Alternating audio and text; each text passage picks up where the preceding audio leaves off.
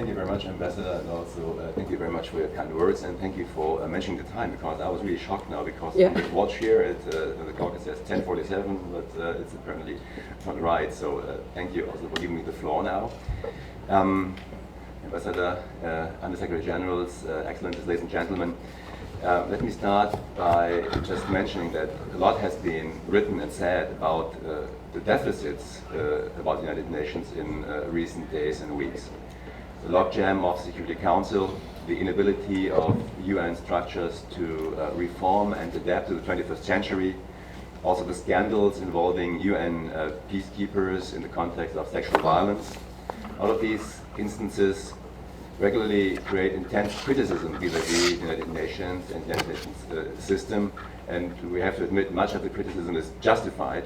There certainly is a need to reform the inner workings of the organization, but don't worry, I'm not going to talk about the need to reform the Security Council now. I would like instead to not focus merely on the negative aspects, but to focus on some great achievements for which the United Nations stands. In our view, that it is clearer than ever that 70 years after its founding moments, that there is no alternative to the United Nations. We need it more than ever in a world of rapidly increasing complexity and the growing number of challenges to global peace and security. And let me say on a personal note, when I read the title of today's event, there are quite a number of buzzwords, things that definitely ring a bell for any German or recent newspaper today. And it's of course in the context of the refugee crisis we are currently facing. And let me start by saying that we are very much aware that the crisis we are facing in Europe now is something which something which has been going on for many years in many of the countries you're coming from.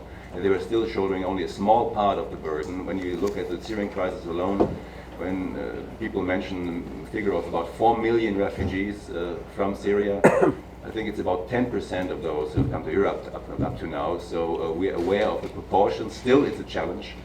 And I was talking about the buzzwords in the title, peace, security, and human rights. Of course, the absence, the lack of peace, security, and human rights, that's the very root of the conflict and the refugee crisis we're seeing at the moment.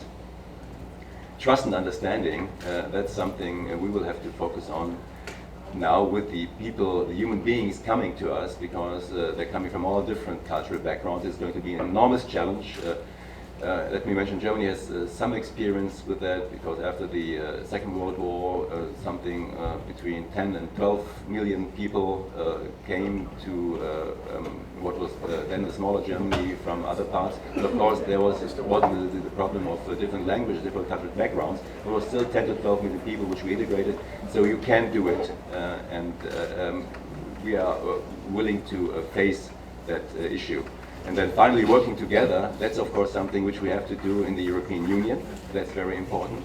But also, I think we have to do more in the context of migration and refugees in the United Nations system. And that's why we're very grateful to the Secretary General that he will be addressing the issue of migration during UNGA Week. And we will also, let me mention that briefly, have an event with my minister on the refugee issue, which will then feed into the Secretary General's event the next day. So, Laura.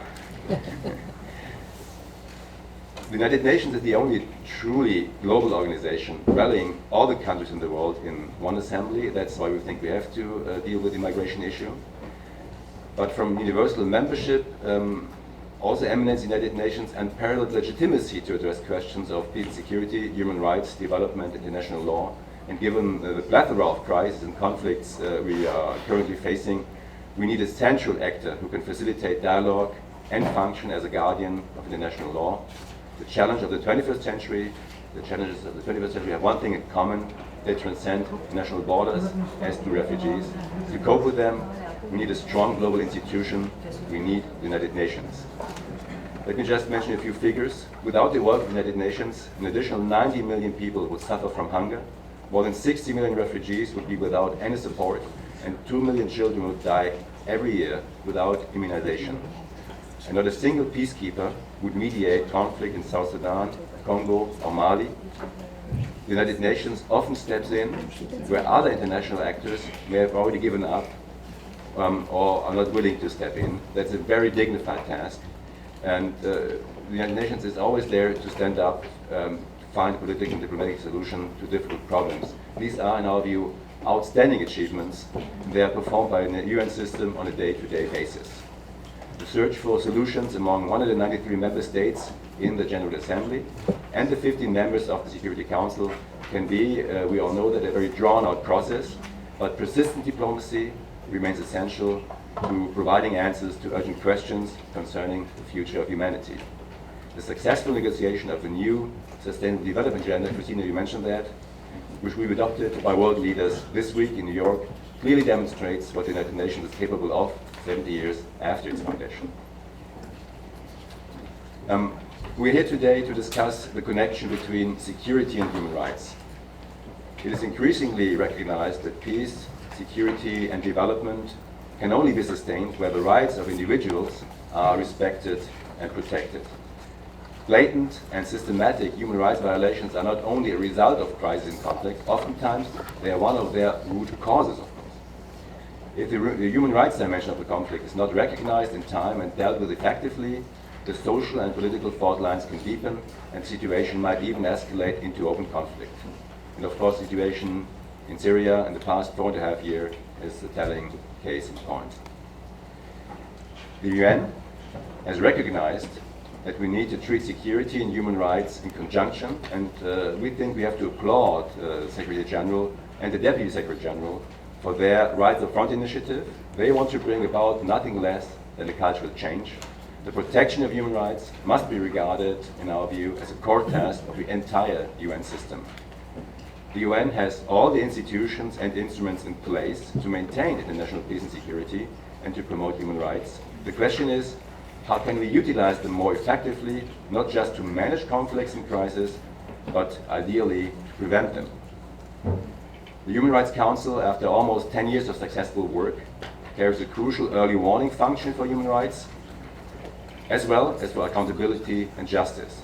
Reports of commissions of inquiry, for example, ensure a documentation of severe human rights violations to that end. Sadly enough, the perpetrators of mass atrocity often get away unpunished, but this is not the Human Rights Council that can change the situation. Only the Security Council can do so. The Security Council has, in our view, a huge potential, to say the least, to impact the way human rights are handled around the world. All too often, the Council faces a logjam, and Germany therefore strongly commends the initiative by permanent members to prevent a stalemate due to vetoes whenever the Security Council needs to address instances of mass atrocities. It is encouraging that the Security Council has increasingly paid attention to human rights violations as a threat to peace and security in recent years. It has begun to take a human rights approach in regard to peacemaking and peacekeeping. And the Security Council has more frequently requested the High Commissioner for Human Rights to report on human rights situations in a number of countries. These are also regularly addressed in area formula meetings, by the way. Moreover, debates on women, peace and security, as well as children in armed conflict, feature regularly on the Council's agenda. And in this regard, we are approaching an important milestone. In October, we will celebrate the 15th anniversary of the landmark UN Security Council Resolution 1325, which highlighted the need for the protection of women in conflict situations and for their active involvement in peace processes.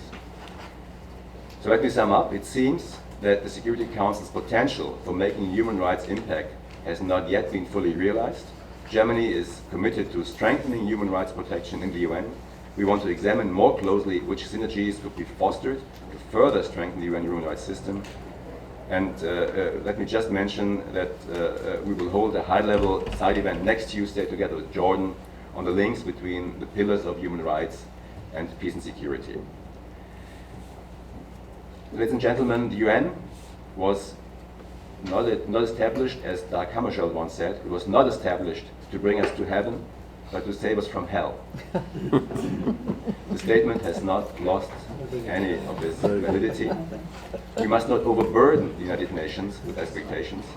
The organization remains dependent on the political will of its 193 members, while its system must slowly adapt to new global challenges, because it's our strong conviction If institutions do not adapt to the 21st century, the 21st century will react in its own way and create its own institutions. This is something we don't want. We want a strong United Nations system. Thank you very much.